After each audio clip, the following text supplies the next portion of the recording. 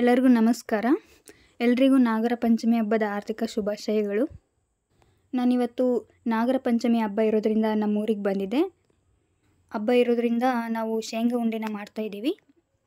ನಾನಿಲ್ಲಿ ಒಂದು 3 kgಯಷ್ಟು ಶೇಂಗಾನ ಉಂಡೆ ಮಾಡ್ತಾಯಿದ್ದೀವಿ.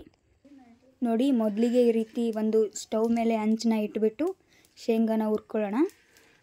ಈ ಪಂಚಮಿ ಹಬ್ಬನ ನಾವು 3 ದಿನ ಸೆಲೆಬ್ರೇಟ್ ಮಾಡ್ತೀವಿ.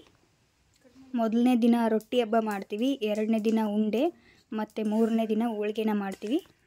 ನೋಡಿ, ಈ ರೀತಿ ಶೇಂಗಾನ ಚೆನ್ನಾಗಿ ಹುರ್ಕೋಬೇಕು. ಎಲ್ಲೂ ಸಿಯೋದಕ್ಕೆ ಬಿಡಬಾರ್ದು. ಶೇಂಗಾನ ಪೂರ್ತಿಯಾಗಿ ಹುರ್ಕೊಂಡ್ರೆ ಮಾತ್ರ ಚೆನ್ನಾಗಿ ಸಿಪ್ಪೆ ಬಿಡಿಸೋಕ್ಕೆ ಬರುತ್ತೆ. ನೋಡಿ, ಈ ರೀತಿ ಚೆನ್ನಾಗಿ ಹುರ್ಕೊಂಡ್ಬಿಟ್ಟು ಈಗ ಸಿಪ್ಪೆನ ಬಿಡಿಸ್ತಾ ಇದೆ ನಮ್ಮಮ್ಮ. ನೋಡಿ, ಈ ರೀತಿ ಚೆನ್ನಾಗಿ ಉತ್ಕೊಂಡ್ಬಿಟ್ಟು ಸಿಪ್ಪೆ ಎಲ್ಲ ಬಿಡಿಸ್ಕೋಬೇಕು. ಸಿಪ್ಪೆನ ಬಿಡಿಸ್ಕೊಂಡು ಇಟ್ಕೊಂಡಿದ್ದೀನಿ. ಈಗ ನೆಕ್ಸ್ಟು ಒಂದು kgಯಷ್ಟು ಕಡಲೆನ ತಗೊಂಡಿದ್ದೀನಿ ನಾನು. ಈಗ ಇದನ್ನು ಒಂದು ಮಿಕ್ಸಿ ಜಾರಲ್ಲಿ ಹಾಕ್ಕೊಂಡು ತರಿಯಾಗಿ ರುಬ್ಕೋಬೇಕು. ತುಂಬ ನುಣ್ಣಗೇನು ರುಬ್ಕೊಳ್ಳೋದು ಬೇಡ. ನೋಡಿ, 3 kg ಶೇಂಗಕ್ಕೆ 1 kgಯಷ್ಟು ಕಡಲೆನ ಹಾಕ್ತಾಯಿದ್ದೀವಿ ನಾನಿಲ್ಲಿ. ನೋಡಿ, ಈ ರೀತಿ ಶೇಂಗಾನ ನಮ್ಮ ಮನೆ ಹಿತ್ತಲಲ್ಲಿ ಇಟ್ಟಿದ್ದೆ. ನಮ್ಮ ಕೋಳಿ ಬಂದು ಅದನ್ನು ತಿಂತಾ ಇದೆ ನೋಡಿ. ಓಕೆ, ಈಗ ಈ ರೀತಿ ಕಡಲೆನೆಲ್ಲ ಪುಡಿ ಮಾಡಿ ಇಟ್ಕೊಂಡಿದ್ದೀನಿ. ಓಕೆ, ಈಗ ಒಂದು 2 ಬಟ್ಲಷ್ಟು ಕೊಬ್ಬರಿನ ತುರ್ಕೊಂಡು ಇಟ್ಕೊಂಡಿದ್ದೀನಿ. ಶೇಂಗಾ ಉಂಡಿಗೆ ಈ ರೀತಿ ಕೊಬ್ಬರಿ ಹಾಕೋದ್ರಿಂದ ಶೇಂಗಾ ಉಂಡೆ ತುಂಬ ಟೇಸ್ಟಿಯಾಗಿರುತ್ತೆ. ನೋಡಿ, ಈಗ ಸಿಪ್ಪೆ ಬಿಡಿಸ್ಕೊಂಡಿರುವಂಥ ಶೇಂಗಾನ ಒಂದು ಬೇಸನಲ್ಲಿ ಹಾಕಿದ್ದೀನಿ. ಇದಕ್ಕೆ ಕಡಲೆ ಹಿಟ್ಟನ್ನ ನಾನಿವಾಗ ಸೇರಿಸ್ತಾ ಇದ್ದೀನಿ. ನೋಡಿ, ಆವಾಗಲೇ 1 kgಯಷ್ಟು ಕಡಲೆ ಹಿಟ್ಟನ್ನ ನಾನು ಮಿಕ್ಸಿ ಮಾಡಿ ಇಟ್ಕೊಂಡಿದ್ನಲ್ಲ, ಈಗ ಆ ಕಡಲೆ ಪುಡಿನ ಶೇಂಗಾಕ್ಕೆ ಮಿಕ್ಸ್ ಮಾಡ್ತಾ ಇದ್ದೀನಿ. ನೋಡಿ, ಈ ರೀತಿ ಉಂಡಿನ ಮಾಡಿಬಿಟ್ಟು ನಾವು ಹಬ್ಬ ಎಲ್ಲ ಮುಗಿದಾದ್ಮೇಲೆ ನಮ್ಮ ಬೀಗರು ಊರಿಗೆ ಹೋಗಿ ಈ ಉಂಡೆಗಳನ್ನ ಕೊಟ್ಟು ಬರೋದು ನಮ್ಮ ಸಂಪ್ರದಾಯ. ಮತ್ತು ಹಬ್ಬ ಮುಗಿದ್ಮೇಲೂ ಕೆಲಸ ಮಾಡೋರೆಲ್ಲ ಉಂಡೆಗಳನ್ನ ಹೊಲಕ್ಕೆ ತಗೊಂಡೋಗಿ ತಿಂತಾ ಇರ್ತಾರೆ. ಓಕೆ, ಈಗ ತುರಿದಿಟ್ಕೊಂಡಿರೋಂಥ ಕೊಬ್ಬರಿನ ಇದಕ್ಕೆ ಸೇರಿಸ್ತಾ ಇದ್ದೀನಿ.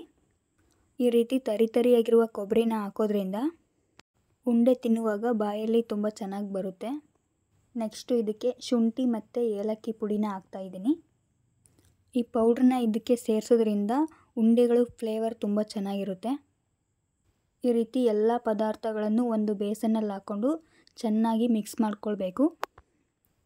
ಶೇಂಗಾ ಮತ್ತು ಕಡಲೆ ಎರಡನ್ನೂ ಮಿಕ್ಸ್ ಮಾಡಿಕೊಂಡು ಉಂಡೆ ಮಾಡೋದ್ರಿಂದ ಉಂಡೆ ತುಂಬ ಚೆನ್ನಾಗಿ ಕಟ್ಟುತ್ತೆ.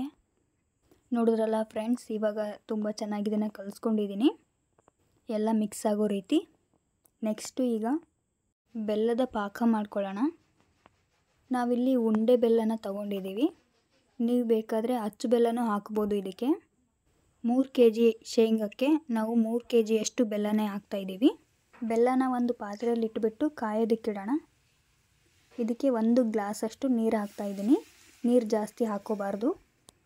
ಪಾಕ ಮಾಡ್ಕೊಳ್ಳೋದಕ್ಕೆ ಆದಷ್ಟು ದೊಡ್ಡ ಪಾತ್ರೆನೇ ತಗೊಳ್ಳಿ. ಯಾಕೆ ಅಂದರೆ ಪಾಕ ತುಂಬ ಉಕ್ಕು ಬರ್ತಾ ಇರುತ್ತೆ. ನಂತರ ಒಂದು ಸೌಟನ್ನ ತಗೊಂಡು ಮಿಕ್ಸ್ ಮಾಡ್ಕೊಳ್ತಾನೆ ಇರಿ, ಇಲ್ಲ ಅಂದರೆ ಬೆಲ್ಲ ಎಲ್ಲ ತಳ ಹತ್ತಿ ಬಿಡುತ್ತೆ. ನೋಡಿ, ನಾವು ಉಂಡೆ ಮಾಡುವಾಗ ಬೆಲ್ಲದ ಪಾನಕನ ತುಂಬ ಚೆನ್ನಾಗಿ ಮಾಡ್ಕೋಬೇಕು. ಪಾನಕ ಸರಿಯಾಗಿ ಬಂದಿಲ್ಲ ಅಂದರೆ ಉಂಡೆಗಳು ಕೂಡ ಸರಿಯಾಗಿ ಕಟ್ಟೋದಿಲ್ಲ. ಅದಕ್ಕೆ ನಾವು ಮುಖ್ಯವಾಗಿ ಬೆಲ್ಲದ ಪಾಕನ ತುಂಬ ನೀಟಾಗಿ ಮಾಡ್ಕೋಬೇಕು. ಯಾವುದೇ ಉಂಡೆಗಳನ್ನ ಮಾಡುವಾಗ ನಾವು ಬೆಲ್ಲದ ಪಾಕನ ಅಥವಾ ಸಕ್ಕರೆ ಪಾಕನ ಕರೆಕ್ಟಾಗಿ ಮಾಡಿದ್ರೆ ಉಂಡೆಗಳು ತುಂಬ ಚೆನ್ನಾಗಿ ಬರ್ತವೆ. ನೋಡಿ, ಈಗ ಈ ರೀತಿ ಪಾಕ ಚೆನ್ನಾಗಿ ಕುದೀತಾ ಇದೆ. ಪಾಕ ತಳ ಹತ್ತದೇ ಇರೋ ರೀತಿ ನಾವು ತುಂಬ ಚೆನ್ನಾಗಿ ಮಿಕ್ಸ್ ಮಾಡ್ಕೊಳ್ತಾನೇ ಇರಬೇಕು. ಓಕೆ, ಈಗ ಪಾಕ ಕರೆಕ್ಟಾಗಿ ರೆಡಿಯಾಗಿದೆ ಇಲ್ಲ ಅಂತ ನಾವು ಚೆಕ್ ಮಾಡ್ಕೊಳ್ಳೋಣ. ನೋಡಿ, ಒಂದು ಪ್ಲೇಟ್ಗೆ ನೀರು ಹಾಕ್ಕೊಂಬಿಟ್ಟು ಈ ರೀತಿ ಪಾಕನ ಹಾಕಿ ಕೈಯಲ್ಲಿ ಈ ರೀತಿ ಚೆನ್ನಾಗಿ ಉಂಡೆ ಥರ ಮಾಡಬೇಕು.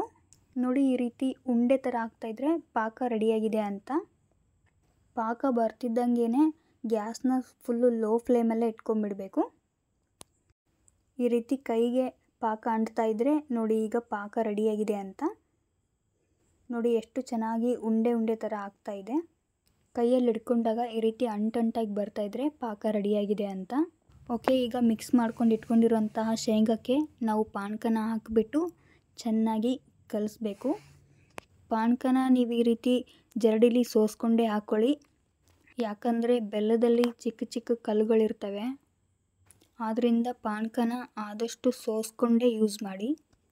ನೋಡಿ ಈ ರೀತಿ ಪಾಕನ ಹಾಕ್ಬಿಟ್ಟು ಚೆನ್ನಾಗಿ ಮಿಕ್ಸ್ ಮಾಡ್ಕೋಬೇಕು. ಅದನ್ನು ಈ ರೀತಿ ಕಲಿಸ್ಕೊಂಡು ಉಂಡೆಗಳನ್ನ ಕಟ್ಟಬೇಕು. ಕೈ ತುಂಬ ಸುಡುತ್ತೆ, ಸೊ ಕೈಗೆ ಸ್ವಲ್ಪ ಲೈಟಾಗಿ ನೀರನ್ನ ಹತ್ಕೊಳ್ಳಿ. ತುಂಬ ಜಾಸ್ತಿ ನೀರು ಹಾಕ್ಕೋಬೇಡಿ ಕೈಗೆ, ಉಂಡೆ ಎಲ್ಲ ನೀರಾಗುತ್ತೆ. ಸ್ವಲ್ಪ ಲೈಟಾಗಿ ಕೈ ಸುಡಬಾರ್ದು ಅಂತ ನೀರನ್ನ ಎತ್ಕೊಂಡು ಈ ರೀತಿ ಉಂಡೆಗಳನ್ನ ಕಟ್ಟಬೇಕು. ನೋಡಿ ಎಷ್ಟು ಚೆನ್ನಾಗಿ ಶೇಂಗಾ ಉಂಡೆ ರೆಡಿಯಾಗಿದೆ ಅಂತ. ಉಂಡೆಗಳನ್ನ ಕಟ್ಟಿದ ತಕ್ಷಣವೇ ಸ್ವಲ್ಪ ಸಾಫ್ಟಾಗಿರ್ತವೆ. ಒಂದು 10 ನಿಮಿಷ ಆದಮೇಲೆ ಉಂಡೆಗಳು ಗಟ್ಟಿಯಾಗಿ ತಿನ್ನೋದಕ್ಕೆ ತುಂಬ ಚೆನ್ನಾಗಿ ಬರ್ತವೆ. ನೋಡಿ ಈ ರೀತಿ ಉಂಡೆಗಳನ್ನ ಕಟ್ಬಿಟ್ಟು ನಾವು ಒಂದು ಪಾತ್ರೆಗೆ ಹಾಕ್ತಾಯಿದ್ದೀವಿ. ನಮ್ಮ ಮನೇಲಿ ಎಲ್ಲರೂ ಸೇರಿ ಉಂಡೆ ಮಾಡ್ತಾಯಿದ್ದೀವಿ. ನೀವು ಒಬ್ಬೊಬ್ಬರೇ ಉಂಡೆಗಳನ್ನ ಕಟ್ಕೋಬೋದು, ಏನು ತೊಂದರೆ ಇಲ್ಲ.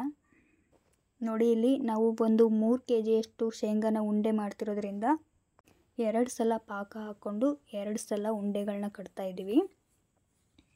ಒಂದೇ ಸಲನೇ ಅಷ್ಟು ಹಾಕ್ಕೊಂಡು ಮಾಡಿದರೆ ಪಾಕ ಬೇಗ ಗಟ್ಟಿಯಾಗಿಬಿಡುತ್ತೆ. ಸೊ ಉಂಡೆಗಳು ಸರಿಯಾಗಿ ಕಟ್ಟೋದಿಲ್ಲ. ಅದಕ್ಕೋಸ್ಕರ 2 ಸಲ ಶೇಂಗಾ ಪುಡಿನ ಹಾಕ್ಕೊಂಡು 2 ಸಲ ಪಾಕನ ಹಾಕ್ಕೊಂಡು ಉಂಡೆಗಳನ್ನ ಮಾಡ್ತಾಯಿದ್ದೀವಿ. ಜಾಸ್ತಿ ಉಂಡೆಗಳನ್ನ ಮಾಡಿದರೆ ಮಾತ್ರ ಈ ರೀತಿ ಮಾಡ್ಕೋಬೋದು. ಇಲ್ಲ ಅಂದರೆ ಒಂದು ಅರ್ಧ kg ಅಥವಾ 1 kgಯಷ್ಟು ಶೇಂಗಾನ ಉಂಡೆ ಮಾಡಿಕೊಂಡ್ರೆ ಒಂದೇ ಸಲಿಗೆ ಉಂಡೆ ಎಲ್ಲ ಕಟ್ಕೋಬೋದು. ನೋಡಿದ್ರಲ್ಲ ಫ್ರೆಂಡ್ಸ್, ಎಷ್ಟು ಚೆನ್ನಾಗಿ ಉಂಡೆಗಳು ರೆಡಿಯಾಗಿದ್ದಾವೆ ಅಂತ. ಫ್ರೆಂಡ್ಸ್, ಇದೇ ರೀತಿ ನನ್ನ ಚಾನಲ್ಗೆ ಸಪೋರ್ಟ್ ಮಾಡ್ತಾಯಿರಿ. ನಿಮ್ಮ ಫ್ರೆಂಡ್ಸ್ ಆ್ಯಂಡ್ ಫ್ಯಾಮಿಲಿ ಮೆಂಬರ್ಸ್ಗೆ ಶೇರ್ ಮಾಡಿ. ಕೊನೆವರೆಗೂ ನನ್ನ ವಿಡಿಯೋ ನೋಡಿದ್ದಕ್ಕೆ ಎಲ್ರಿಗೂ ಧನ್ಯವಾದಗಳು. ಮತ್ತೊಮ್ಮೆ ಎಲ್ರಿಗೂ ಪಂಚಮಿ ಹಬ್ಬದ ಶುಭಾಶಯಗಳು.